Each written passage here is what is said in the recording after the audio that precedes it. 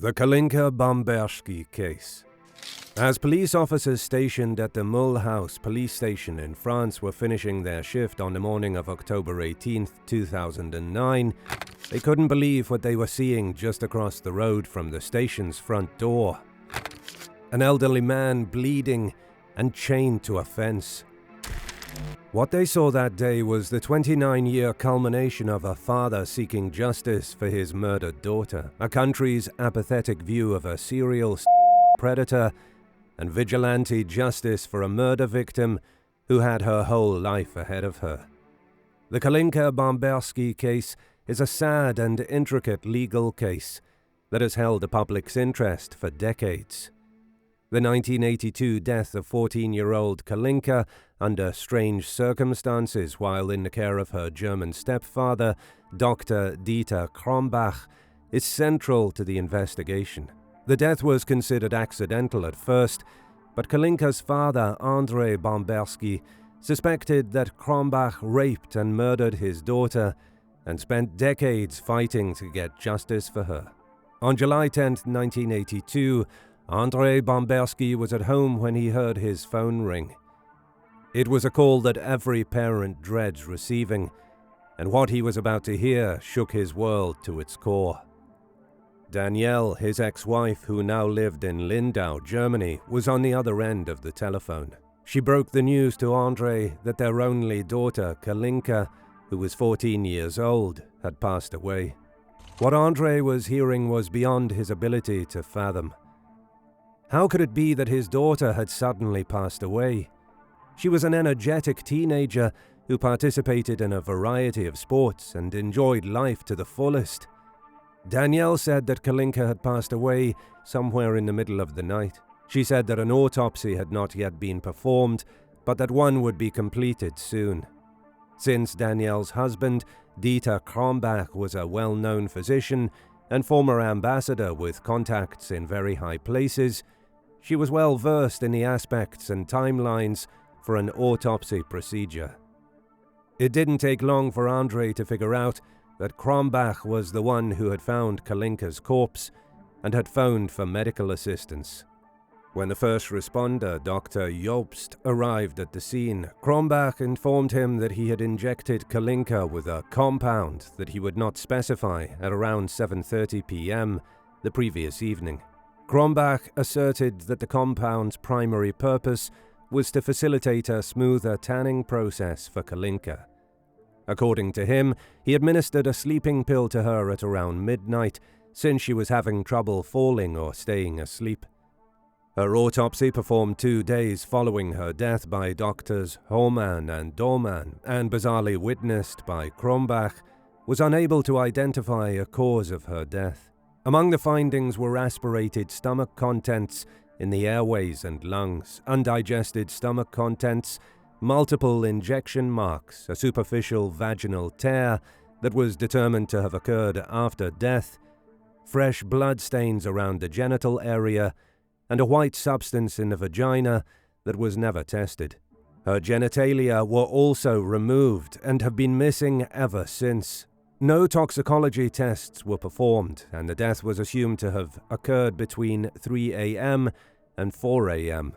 After arriving in France for his daughter's funeral, Andre's son Nicholas remarked that Kalinka was not unusually exhausted that day, as one would be after experiencing sunstroke. Krombach had referred to Kalinka having sunstroke when a nurse inquired why he had given his stepdaughter calcium intravenously. This made Bamberski suspect that there was more to his daughter's death than met the eye. On the day of her burial, his skepticism was reinforced when those around him began discussing how Kalinka had died as a consequence of the substance she had been injected with.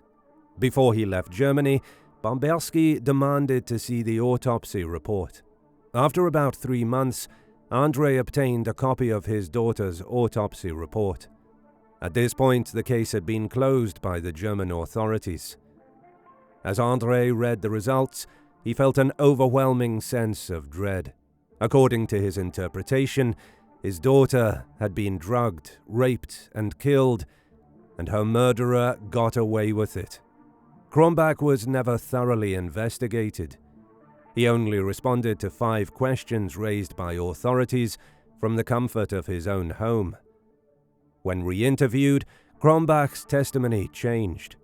Krombach alleged that on the evening of July 9, 1982, following dinner, he injected her with cobalt ferlicet, a cobalt iron concoction that he often administered to relatives and friends. Initially, he said that it was designed to help her tan.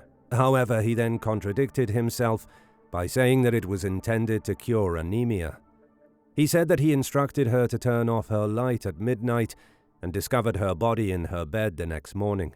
Then he contacted emergency services after administering a series of injections intended to resuscitate her.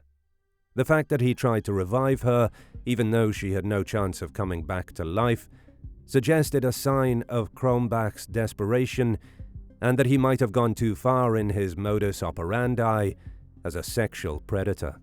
Even with the new evidence, officials refused to reopen the case. In 1983, Bamberski went on the offensive and traveled to Germany to distribute flyers to Krombach's neighbors. I had written to the inhabitants.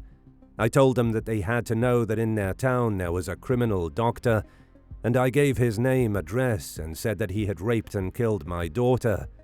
Krombach responded with a defamation lawsuit and was awarded £150,000 in damages. Bamberski refused to pay.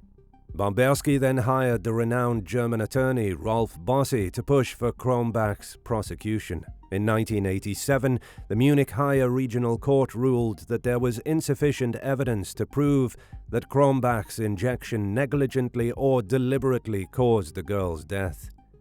Andre Bamberski had a history with Krombach before the untimely death of his teenage daughter, which likely aroused his suspicion in the first place. Bamberski, his wife Danielle Gonan, and their 2 children lived in Casablanca, Morocco, where they met Dieter Krombach and his second wife. Krombach's first wife, Monika Henze, had died unexpectedly at the age of 24. Although she was 10 years his junior, Krombach started a relationship with Monika Henze without reservations. They wed in November 1963, when Henze was pregnant with their oldest child, Diana, although it is thought that she was likely a minor at the time. The couple had a son named Boris within a few years, but their marriage was far from ideal. According to Monika's relatives, he often beat, raped, and threatened to murder his wife. During Dieter's 2011 trial, her brother Michael Henze testified that the pair had a lot of disputes between the couple, but she never filed a complaint against him because it was taboo at the time. Krombach apparently gave Monika countless injections at home, including iron and vitamins, which is a normal procedure in Germany. In 1969, however, the healthy young mother was stricken by an unexplained illness that rendered her speechless, blind, and later paralyzed. Monika Henze died in a Frankfurt hospital in October 1969 of a cerebral brain hemorrhage caused by excessive bleeding within her skull due to a broken blood vessel. According to her mother, this allegedly occurred just hours after her husband Krombach injected her with snake venom after elbowing a professional physician out of the way to get to her. These assertions have never been proved, yet they seem familiar, don't they? Krombach and Gonan had an affair in secret, divorced their spouses, and wed in 1977. Was Bamberski aware of the stories surrounding Krombach's first wife, and did it give him that light bulb moment that something was amiss? Even though Bamberski sought a full investigation of Krombach's involvement in his daughter's death, German authorities opted to close the matter.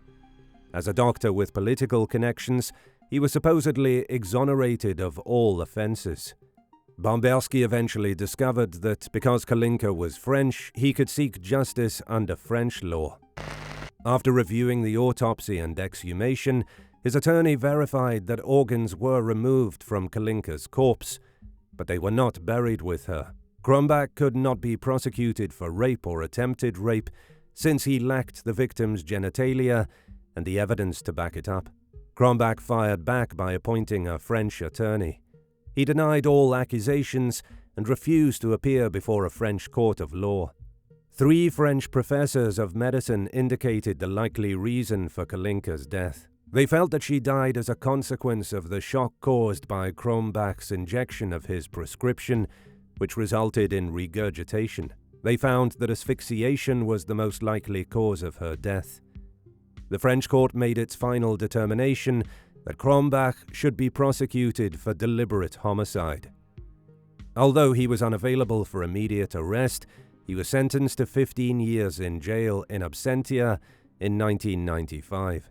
Even though the sentencing included an arrest warrant, the German authorities declined to extradite Krombach because, according to German law, he had already been found innocent. Bamberski's suspicions were only reinforced when in a 1997 trial in Germany, Krombach acknowledged drugging and raping a 16-year-old patient in his clinic. He was given a suspended 2-year sentence and lost his medical license. Multiple other victims came forward, but their claims were not prosecuted due to a lack of physical evidence. In 2006, he was given a 28-month sentence for practicing medicine without a license. After serving only 11 months of his sentence, he was freed, and the time remaining was suspended. Bamberski had lost all hope in the justice system and decided in September 2009 that he would bring Krombach to France by force if necessary. By this time, Krombach had moved to Austria, and Bamberski began asking around for help from someone to bring Krombach from Germany to France by force. A bartender made the decision to help him. He was inspired by the father's resolve and felt his mission to be admirable. He refused to accept any payment from Bamberski and intended to kidnap Krombach with the help of 2 Russian mafia gang members he knew. On the 17th of October 2009, as Krombach answered his door in response to his doorbell, he was restrained and thrown into a van. His hands, feet, and mouth were bound. Even though one of the Russians planned to use his knife to dismember Krombach, the bartender ensured that Krombach was transported to France alive. Even though Krombach offered them a bribe, they refused to release him. He was dropped near the French police station, and Bamberski informed the authorities about Krombach and what he had done to get the man there. Finally, after years of injustice, Krombach was brought before a French court. Those in the courtroom observed how he eagerly responded to questions he liked, but pretended not to hear ones he disliked or found difficult to answer. The case was then postponed for 6 months due to Krombach's heart attack, following which it was restarted. Several of Krombach's victims came forward and said that he had violated them. Even Danielle, the victim's mother, who had previously believed in Krombach and advocated for him, was left dumbfounded. She discovered that he would put a sedative in her beverages when he wanted to continue his assaults at home without her interfering. Danielle also realized that she had slept for an exceptionally long time on the night of the crime, maybe due to the use of a sedative. Krombach was sentenced to 15 years in prison on October 22, 2011, for inflicting deliberate bodily damage that resulted in an unintended death. On appeal, the judgment was upheld in December 2012. Krombach's attorney immediately swore to appeal to the Court of Cassation again, but the appeal was denied on April 2, 2014. Krombach went as far as to argue before the European Court of Human Rights that he had been tried twice for the same crime. The court dismissed the appeal in March 2018, finding that the European Convention on Human Rights does not prohibit independent prosecutions in Germany and France. In 2016, a Milan court granted Krombach release for health reasons, but the prosecution successfully appealed and he remained incarcerated. He was finally freed from prison in February 2020 for health reasons and died in a German retirement home on September 12, 2020. Was Andre Bamberski guilty of taking the law into his own hands by kidnapping a foreign national? Germany demanded that Bamberski be extradited and prosecuted for the abduction, but a judge in Toulouse denied the request in 2009 because Bamberski would be tried in France.